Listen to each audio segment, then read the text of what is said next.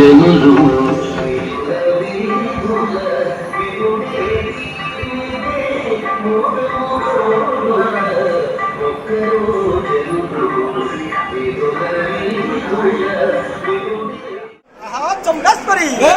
చండేశ్వరి ఓం నమో భగవతి అఘోర వీర శక్తి బాల బ్రహ్మ స్వరూపిణి.